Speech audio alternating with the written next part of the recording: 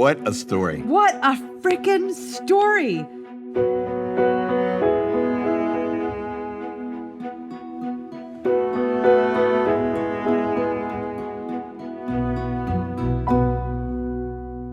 Actor Kathryn Hahn knew that she had German roots, but when we researched her ancestors who made the move from Germany to America, we found a story that had been rather willfully distorted.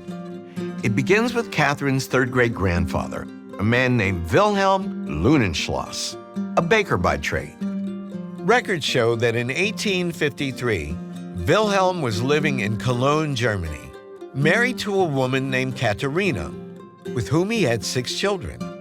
But in the 1860 census for Wisconsin, we found Wilhelm living under very different circumstances. Eliza, 24. Francis, 6. Place of birth, Wisconsin. Charles, 3. Place of birth, Wisconsin. Eliza, 7 months.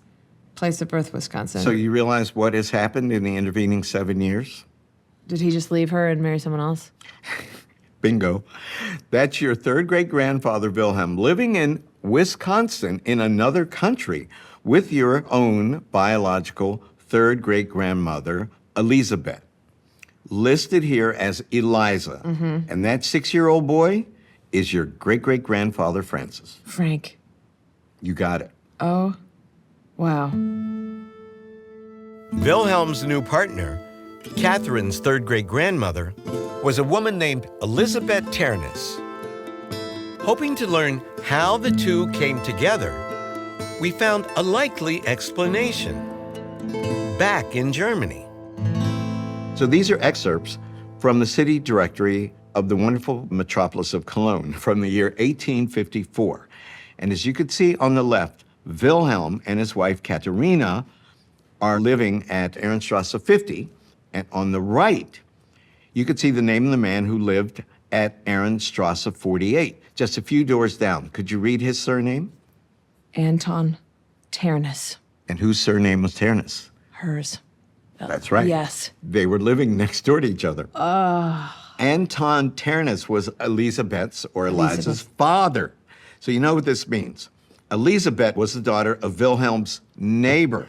God, there's so much to unpack right there. Eliza, Elizabeth. I mean, wow. That is so complicated. Well, one thing you should know that you don't have to worry about in the guilt chart. No guilt, just like, what?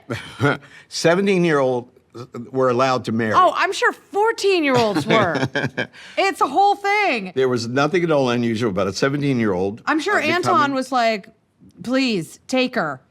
It was a whole different time. Kathryn wondered whether Wilhelm regretted leaving his wife and children behind in Germany. We can't be certain, but his obituary, which celebrates his life with Elizabeth in detail, makes no mention of them at all. Do you think they kept all of this a secret from everyone? I mean, this is a lot of secret to keep. I think so.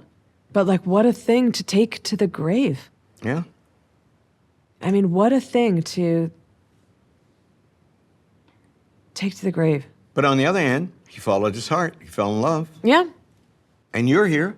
Yes, exactly. I mean, the fact that that had to happen for this to happen. You are the product of the scandal. I know. You are the end result. Isn't that nuts? Discovering the stories of our ancestors is a transformative experience, changing the way we see ourselves, our families, and our shared history. To see more incredible stories, click here.